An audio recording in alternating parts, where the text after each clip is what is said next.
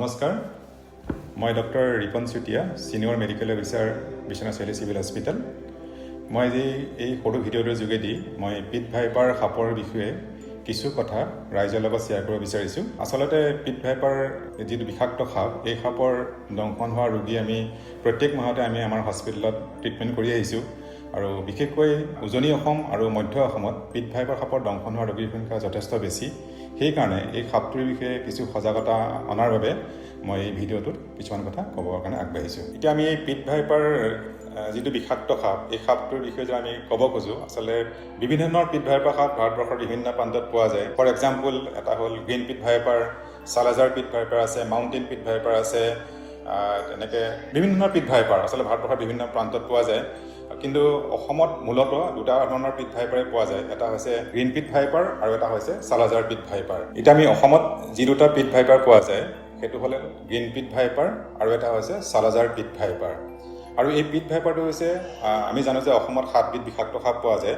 তাৰ ভিতৰত পিট ভাইপাৰটো হৈছে এটা অন্যতম বিষাক্ত সাপ। আৰু ইয়াৰ ভেনমটো হৈছে হিমটক্সিক টাইপৰ হয়, যেনেকৈ আমাৰ ফেটি সাপ বা তেনেকুৱা ক্ৰেট যিবিলাক নিউৰটক্সিক সাপ থাকে, তাৰ বিপৰীতে পিট ভাইপাৰ সাপটো ইয়াৰ যিটো ভেনম হয় ই সাধাৰণতে হিমটক্সিক হয়। এতিয়া আমি পিট ভাইপাৰ সাপটো আমি কেনেকৈ চিনাক্তকৰণ কৰিব পাৰোঁ?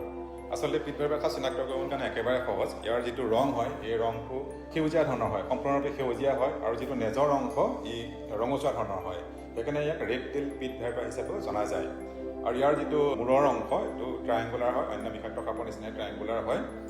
আৰু যিটো আমাৰ চালাজাৰ পিট ভাইপাৰ, সেইটো হ'ল তাৰ ৰংটো সম্পূৰ্ণৰূপে হালধীয়া হয়। আৰু বাকীখিনি তাৰ যিখিনি ফিচাৰ্ছ একেই থাকে, খালি তাৰ ৰংটো সম্পূৰ্ণৰূপে হালধীয়া হয়।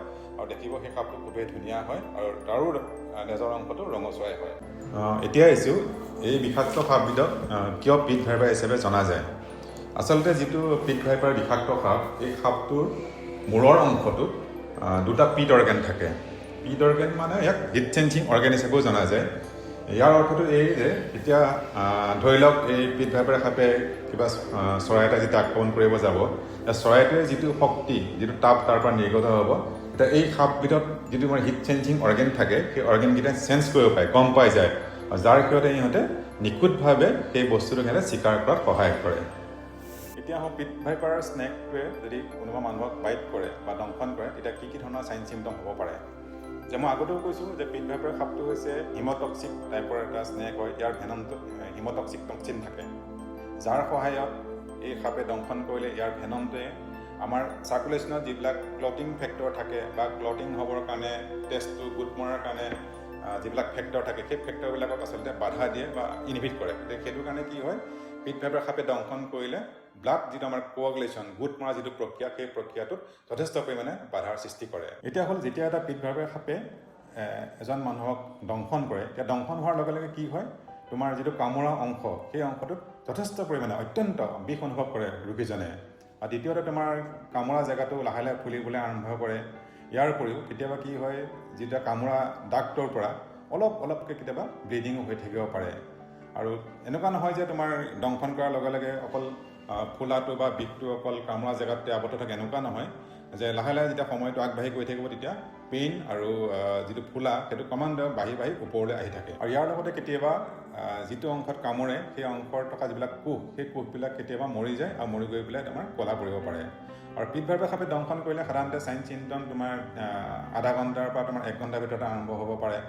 আৰু ইয়াৰ লগতে এইখিনি পেইন, চুৱেলিং আৰু যিকোনো তোমাৰ ব্লিডিং, নেক্ৰ'চিছ, এইবিলাকৰ উপৰিও আৰু কিছুমান চাইন চিমটম হ'ব পাৰে।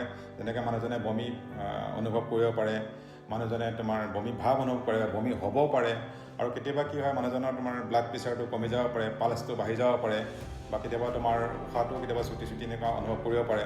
গতিকে অন্য কিছুমানে তোমাৰ চাইন চিমটম দেখা যায় বহুত ক্ষেত্ৰতে। সেইকাৰণে যেতিয়া পিট ভাইপাৰ সাপে যেতিয়া মানুহক দংশন কৰে, সেইটো কাৰণে ৰোগীজন সদায় প্ৰথমতে আমাৰ চিকিৎসালয় অহাটো অতিকে জৰুৰী।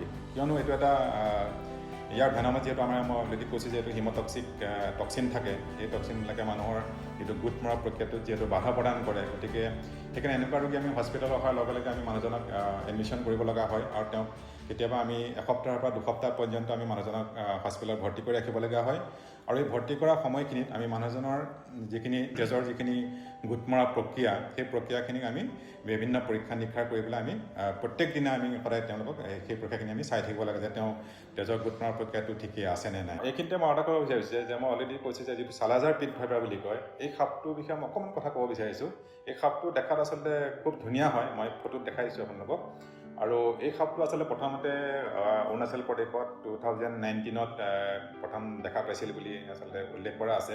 কিন্তু আমাৰ অসমতো 2019তে ছেপ্টেম্বৰ মাহত অসমৰ যিজন আমাৰ সৰ্প বান্ধৱ খ্যাত শ্ৰদ্ধাৰ সৌৰভ বৰকাকতিদেৱে 2019ৰ ছেপ্টেম্বৰ মাহত এই চালাজাৰ পিট ভাইপাৰ তেওঁ ৰেস্কিউ কৰিছিলে।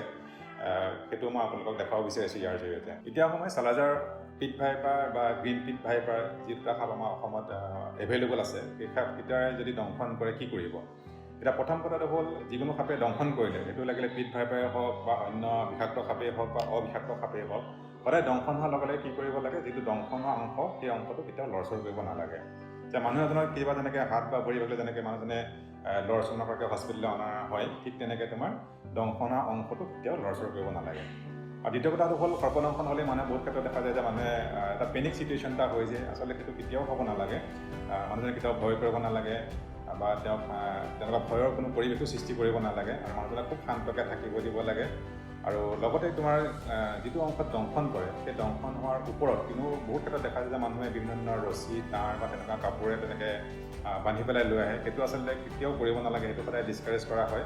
আৰু তেনেকুৱা ধৰণৰ বান যিটো আমি ইংৰাজীত টৰ্নিকেট বুলি কওঁ, সেইবিলাক বস্তু দিলে আচলতে মানুহজনৰ উপকাৰতকৈ অপকাৰহে বেছি হয়। আৰু কেতিয়াবা এনেকুৱা হয় যে মানুহজনে সেইবিলাক বন্ধাৰ কাৰণে কেতিয়াবা তেওঁৰ মানে কটা অংশটো তেজ চলাচল বন্ধ হৈ পেলাই মৰি যায় আৰু পিছত সেই অংশটো কেতিয়াবা কাটিবলগীয়া পৰিস্থিতিও সৃষ্টি হ'ব পাৰে। শেষত মই এটা কথাই ক'ব বিচাৰিছোঁ যে পিট ভাইপাৰ সাপৰ যদি দংশন হয় তেতিয়াহ'লে সদায় আপোনালোকে হস্পিটেললৈ আহিব। সদায় নিজে আহিব নোৱাৰিলেও আনৰ সহায় লৈ পেলাই যিমান পাৰি সিমান সোনকালে হস্পিটেললৈ আহিব। বা ঠিক তেনেকৈ যিকোনো সাপে দংশন কৰিলে বিষাক্ত হয় বা অবিষাক্ত হয়, সদায় আপোনালোকে চিকিৎসালয় অহাটো অত্যন্ত বাঞ্ছনীয়। যিহেতু চিকিৎসালয়ত সকলো ধৰণৰ আমাৰ এণ্টিভেনম উপলব্ধ আছে আৰু ইয়াৰ চিকিৎসা সম্পূৰ্ণৰূপে বিনামূলীয়াকৈ হৈ আহিছে। আৰু আমি বিশ্বনাথ চাৰিআলি চিকিৎসালয়টো ইয়াৰ ইতিমধ্যে আমি ইয়াৰ এইবিলাকৰ সাপৰ বিভিন্ন ধৰণৰ আমি চিকিৎসা প্ৰদান কৰি আহিছোঁ। গতিকে সৰ্পদংশনৰ চিকিৎসাই হৈছে ডাক্তৰী চিকিৎসা। সেইকাৰণে কোনো বেজ বেজালি তন্ত্ৰ মন্ত্ৰ এইবিলাক পাছত কেতিয়াও নাযাব। অকল চিকিৎসালয় আহক আৰু ডাক্তৰী চিকিৎসা গ্ৰহণ কৰক। ইয়াকে মই ক'লোঁ। ধন্যবাদ।